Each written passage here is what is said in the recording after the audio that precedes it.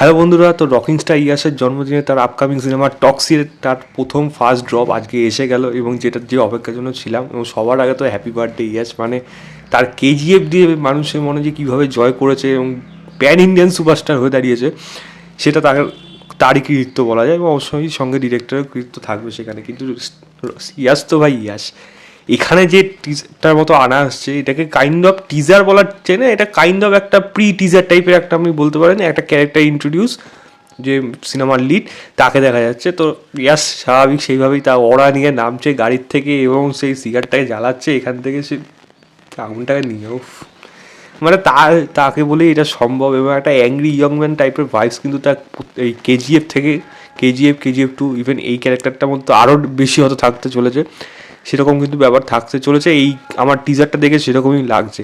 এবার তার যে হাঁটা চলা, তার যে টুপি পরা স্টাইল, হাতে টাকানো, তারপর এই ড্রিঙ্কস দিয়ে মেয়েদেরকে যেরকমভাবে ধোয়াচ্ছে রীতিমতো, এই সমস্ত জিনিস কিন্তু তার অডিয়েন্সরা পুরোপুরি সিনেমা হলে এনজয় করবে। তবে এখানে আরেকটা জিনিসের প্রশংসা অবশ্যই করতে হয়, সেটা হলো ব্যাকগ্রাউন্ড মিউজিকটা। বস সলিড হয়েছে, সলিড বলে মানে একটা কি ক্যাচ ব্যাপার থাকছে ব্যাকগ্রাউন্ড বিজিএমটার মধ্যে। এবং সেই সময় যখন হেঁটে হেঁটে আসতে পারে ব্যাকগ্রাউন্ড যেভাবে আপলোড করছে, ভালো যদি সাউন্ডে শোনেন না এটা নিজে মানে ও ভাই ব্যাপক হবে। তো এই ব্যাপারটা কিন্তু রাখতে চলেছে।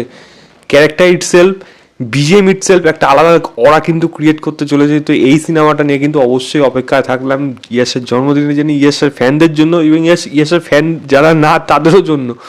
টক্সিক কিন্তু ভাই একটা সলিড সিনেমা হতে চলেছে, তার আভাস কিন্তু এখানে পাওয়া গেল। সেখানে মাফিয়া, ড্রাগ সমস্ত কিছু থাকবে এবং সেখানে লিডার একজনই থাকবে যে সব থেকে বড় টক্সিক এদেরও বাপ। তো সেটা কিন্তু সে প্রমাণ করবে আশা করি সিনেমাতে। লুক ওয়াইজ কিন্তু ব্যাপক লাগছে। এই ব্লেজার শ্যুটে যে যেরকম আসছে গাড়ির থেকে নামা, প্রত্যেকটা ব্যাপারে যেন একটা আলাদা একটা সিগনেচার, মানে একটা ওটা একমাত্র তাকেই মানাবে হয়তো, সেইরকমভাবেই পুরোপুরি দেখা যাচ্ছে। তো পুরো বিশ্বাস থাকলো এই সিনেমাটার প্রতি। জিতু মোহন দাস এই সিনেমাটা যখন ডিরেক্ট করবে তার প্রতি বিশ্বাস থাকলো যে এই সিনেমাটাকে কিন্তু সেটা নেক্সট লেভেলের ইন্ডিয়ান সিনেমার দিকে, ইন্ডিয়ান নেক্সট লেভেলের সিনেমা নিয়ে যাবে পুরো বিশ্বের কাছে। তো আমার মনে হচ্ছে এবার বাকি তো কাস্টিং নিয়ে যারা যারা জানি, মানে যত অনেক রিমার্স উঠে এসছে, তো সেগুলো যদি সত্যি, ওইটা যদি সত্যি হয়ে যায় তারা তো ভাই এটা ইন্টারন্যাশনাল মার্কেটে ছেয়ে যাবে। এবং দেখা যাক সেটা যদি সত্যি হয়তো কেমন হয়। বাট এই বার্থডের দিন এইটা কিন্তু বেশ আমার ব্যাপক লাগলো। আপনাদের কেমন লাগলো অবশ্যই সেটা আমাকে কমেন্ট করে জানাবেন। এবং এই ভিডিওটা ভালো লাগলে লাইক, শেয়ার, চ্যানেলটাকে অবশ্যই সাবস্ক্রাইব করে দেবেন। বাই।